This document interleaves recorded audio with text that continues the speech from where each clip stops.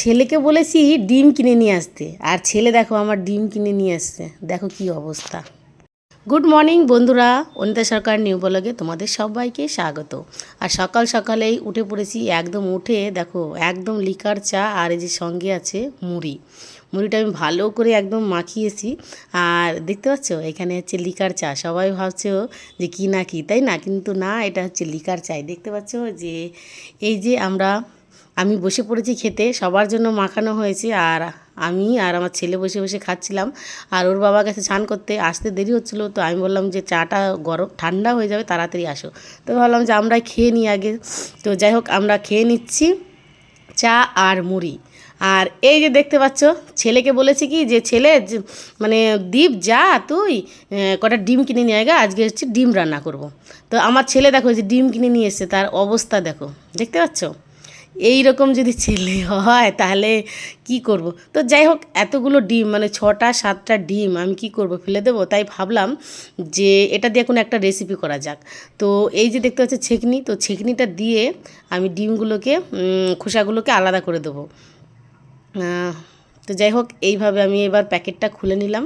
প্যাকেটটা খুলে এর মধ্যে দেখছি কি যে 2টো ডিম একদম আস্ত আছে এখনও। এই দেখো 2টো ডিম আমি এই প্লেটে তুলে নিলাম। আর এর যেই হচ্ছে ডিমটা রয়েছে, সেই ডিম ভাঙাগুলো আমি একটু ছাঁকনি দিয়ে ছেঁকে নিচ্ছি।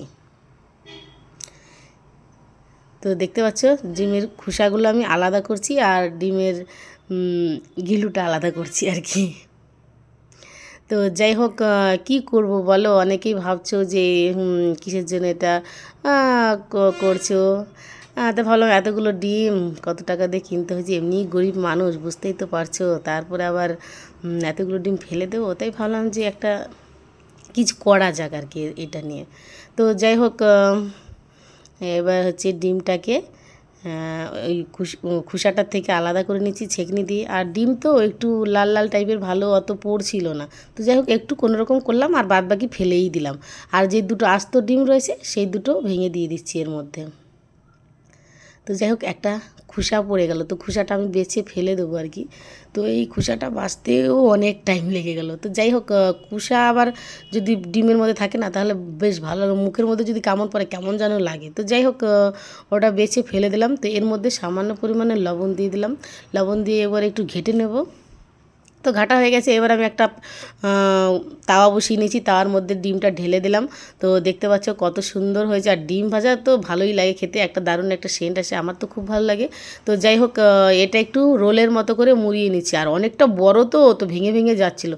তো যাই হোক, তেলটা একটু বেশি হয়ে গেছে, তো ভেঙে ভেঙে যাচ্ছিলো। তো আমার ভাজা হয়ে গেছে।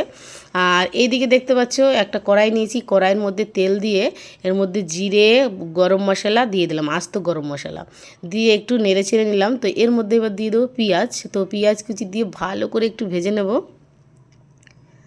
আর ভেজে ঠেজে নিয়ে একটু কড়া করে ভাজতে হবে, ব্রাউন ব্রাউন কালার হয়ে যাবে ততক্ষণ ভাজতে হবে। তো ভাজার পরে এর মধ্যে আমি দিয়ে দিচ্ছি রসুন আদা পেস্টটা দিয়ে ভালো করে একটু ভেজে নিয়ে এর মধ্যে দিয়ে দেবো হলুদের গুঁড়ো, আর দিয়ে দেবো হচ্ছে লঙ্কার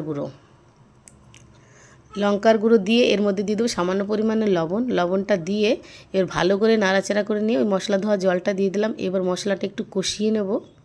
কষানো হয়ে গেলে দেখো কত সুন্দর লাল লাল কালার হয়ে গেছে একদম। কষানোটা মানে মশলার কালারটা যদি ভালো লাগে না, তাহলে এমনিই ভালো লাগে তরকারি। তো যাই হোক, এবার একটু সামান্য পরিমাণে জল দিয়ে দিলাম। আর এইখানে দেখতে পাচ্ছ ওই সেই ডিমের রোলটা আমি টুকরো টুকরো করে কেটে নিয়েছি। আর এইদিকে দেখো জলটা আমার গরম হয়ে গেছে, ফুটে গেছে আর কি। আর তার মধ্যে আমি দিয়ে দিলাম এই ডিমের চাকগুলো। তো এইবার দিয়ে দেখো এর মধ্যে দিয়ে দেবো একটু গরম মশলা। আর কিন্তু খেতে কিন্তু দারুণ লাগে, একদম মাংসের মতনই টেস্ট হয়েছিল। তো যাই হোক, আমার একদম রেডি হয়ে গেছে। তো এর মধ্যে কেউ চাইলে ধনেপাতাও দিতে পারো, কিন্তু আমার কাছে ধনেপাতা নেই, আমি এইভাবেই রেখে নিলাম। আর দেখো নামিয়ে নিয়েছি। কত সুন্দর দেখতে লাগছে, তাই না? আমার ক্যামেরায় কেমন লাগছে জানি না, কিন্তু সামনে থেকে এত সুন্দর দেখতে লাগছিল, মনে হয়েছিল কপিস তুলে খেয়েই নি। তো এত সুন্দর রান্না করেছি, কপিস তুলে না খেলে হয়? খেতে তো হবেই। তো যাই হোক, টেস্ট তো করে দেখতেই হবে। তো একটা টেস্ট করে দেখে নিই। দারুণ খেতে হয়েছে। বন্ধুরা তোমরাও যদি এভাবে খেতে চাও তাহলে তোমরা এমনি ভালো ডিম দিয়েও এভাবে খেতে পারো, দারুণ লাগে কিন্তু খেতে। মানে যাদের ঘরে ধরো অল্প ডিম রয়েছে তারা এইভাবে রান্না করে খেতে পারো, দেখবে খুব টেস্টি টেস্টি একদম। বাড়িতে অন্তত একবার ট্রাই করে দেখো, খুব ভালো লাগে খেতে। তো বন্ধুরা কেমন লাগলো আমার ভিডিওটি অবশ্যই কিন্তু কমেন্ট করে জানিও। আর তোমরা কিন্তু ভালো থেকো, সুস্থ থেকো, আর আমার জন্য পে করো, আমার চ্যানেলটা যেন আরও অনেক বড় হয়। তোমরা কিন্তু ভিডিওটা স্কিপ না করে দেখো কিন্তু, ঠিক আছে? তো খেতে কিন্তু দারুণ হয়েছে। ভালো লাগলে লাইক কমেন্ট শেয়ার করে দিও কিন্তু। Tata, bye bye.